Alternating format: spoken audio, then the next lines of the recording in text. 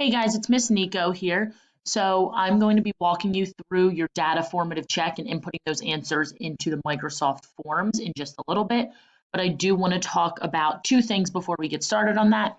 The first thing is I want to kind of bring your attention to the fact that last week you heard from Mrs. Smith, today you're hearing from me, and tomorrow you're going to be hearing from Mrs. Pags.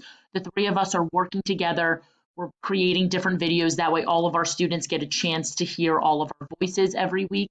Sometimes you might only hear from one of us, sometimes you might hear from two, or who knows, maybe sometimes you'll hear from all three. It really just depends on what we're doing, but we're working together, we're sharing the work, so that's why you're hearing from a different teacher each time. The second thing, and this goes towards the data formative check that you were working on yesterday and that you're finishing up today, we want to stress that even though you are putting these answers into the Microsoft Forms, this is not a graded assignment.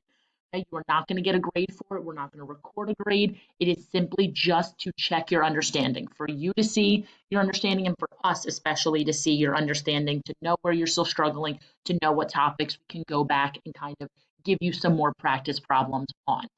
Okay, so if you notice today under our kind of home page almost that you have for Wednesday, it says that you're going to complete a Microsoft Forms located in OneNote by inputting your multiple choice answers to your data formative check.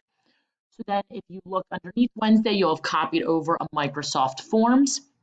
The only reason why yours is going to look a little different is above the Microsoft Forms is going to be the video that I'm currently creating. Obviously, I can't have it in there yet, so that will go in afterwards. So now there's two ways you can complete this data formative check.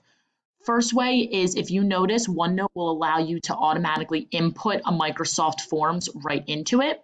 So you can go ahead and answer the questions that way, or you could go ahead and click on the link that says Microsoft Forms and it would take you to the web browser onto the internet for you to fill it out. Just depends on how you want to do it. You want to split the screen different ways so you can see your answers. That's totally fine. Okay. Another thing I want you to notice, hopefully it'll automatically log you in. If it does not, you might have to click on the link and log in. Once you do that, it will say your name. So obviously my name is Eleni. So it says, hi Eleni. When you submit this form, the owner will be able to see your name and email address. That's just that we know how each one of you are doing individually. Okay, again, not going towards the grade. It does say that again here in the description. So as you're going through, this is very simple, very straightforward. You answered question number one. Let's say you got B as your answer. You would click B. Question number two, you got A as your answer. You click A. And I'm just making up answers here. I'm not saying whether these ones are right or wrong. And you're going to go through and you're going to do that for all 24 questions. Okay? And once you do that, all the way at the bottom, there will be a submit button. If you are unsure of a question, take your best guess. Okay, again, not a grade. This is just for us to see your understanding. You'll hit submit and then you will be good to go. You'll see a thank you message come up and then you are done for the Microsoft Forms portion.